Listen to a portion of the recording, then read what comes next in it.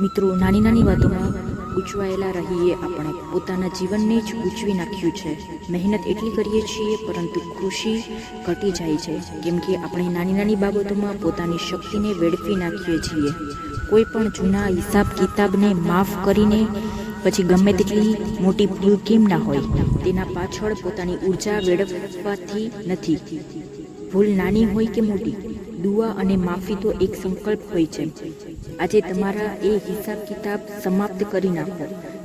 જેવો હિસાબ પૂરો થઈ જશે, મનમાંથી એક મોટો બોજ ઉતરી જશે. આગળનું જીવન પણ હળવું ફૂલ જેવું થઈ જશે. આટલા ભાડે થઈને પણ જીવનનું નથી. હિસાબ કિતાબ મનમાં તોડવા પડે છે, એટલે કે સુધારવા પડે છે. પહેલા માફ કરો, ફરી કોઈ કંઈક કરે તો ફરી માફ કરો. માફ કરી કરીને આત્માની સહન શક્તિ એટલી વધી જશે કે કોઈ પણ વાતે ખોટું નહીં લાગે. હવે વાતોને પકડી રાખવાને કારણે આપણી સહનશીલતા એટલી ઘટી ગઈ છે કે નાની નાની વાતો પર પણ ખોટું લાગી જાય છે. અગાઉ મોટી મોટી વાતો પણ ખોટું લાગતું હતું. વાતોને પકડી રાખીને કારણે આપણી આત્માની સહન શક્તિ ઘટી ગઈ છે. કાયમ યાદ રાખવું, જે બોજો આપણે પકડી રાખીશું તે મન અને શરીર પર પણ અસર તો કરવાનો જ છે. કંઈક નહીં તો તમારા શરીરને તો માફ કરો. ક્યારેક ડોક દુખી રહી છે, ક્યારેક પીઠ દુખી રહી છે. આ બધા દુખાવા કેમ થઈ રહ્યા છે? કેમ કે મનમાં દુખાવાને પકડીને રાખ્યો છે.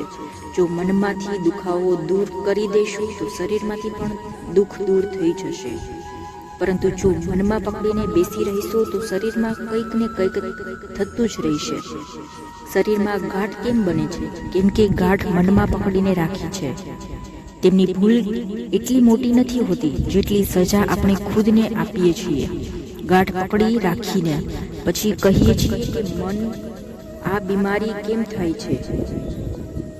એક છે માફ કરવું અને બીજું છે સામેવાળાનો વ્યવહાર કેવો હોવો જોઈએ. મારો વ્યવહાર કેવો હોવો જોઈએ? આમ મેં સંસ્કારી બાળકો છીએ ને. સંસ્કારી બાળકોનો અર્થ આપણા સંસ્કાર બીજાના સંસ્કાર પર નિર્ભર નથી.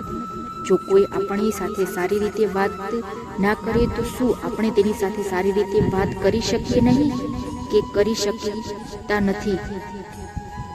જો એ થોડું નમવું ઝૂકતા નથી તો આપણે નમતું ન ઝૂકી શકીએ. આપણે જે સંસ્કાર પર અમલ કરીશું તે સંસ્કાર વધતો જશે. જે સંસ્કારને જીવનમાં ઉતારીશું નહીં એ સંસ્કાર સમાપ્ત થતો જશે. 25-30 વર્ષ અગાઉ ઘર નાના હતા પરંતુ પરિવાર મોટા હતા. એ સમયે નમતું છોડતું, એડજસ્ટ કરવું, વાત પૂરી કરી બધું નોર્મલ હતું, કેમ કે 2 મિનિટ પછી તેમની સાથે જ તો રહેવાનું છે. હવે મકાન મોટા છે, દરેકની પાસે પોતપોતાનો રૂમ છે. 2 દિવસ વાત કર્યા વગર ઘરમાં સાથે રહી શકો છો, કેમ કે આપણી પાસે અલગ રૂમ છે. તો આપણે વિચાર્યું કે આ વધુ સારું છે. આ બાબત નુકસાન કરી રહી છે, કેમ કે આપણે power to adjust, power to bad use કરી રહ્યા છીએ. તેનો જ્યાં ઉપયોગ કરીશું નહીં તો એ શક્તિ, એ સંસ્કાર ઘટતો જાય છે. એ સંસ્કાર જ્યાં ઘટે છે તો આત્માની શક્તિ પણ ઘટતી જાય છે. એટલે ગણતરી કરવાની નથી કે હું કેટલી વાર સામેની વ્યક્તિ સામે નમ્યો છું. દરરોજ સવારે કસરત કરતા સમયે 10 વાર 20 વાર વાંકા વળો, એવી ગણતરી કરીએ છીએ. આપણે કેમ વાંકા વળીએ છીએ? કેમ કે તેનાથી શરીરની લવચિકતા વધે છે. એ જ રીતે મનને પણ ઝુકાવો. રાધે રાધે.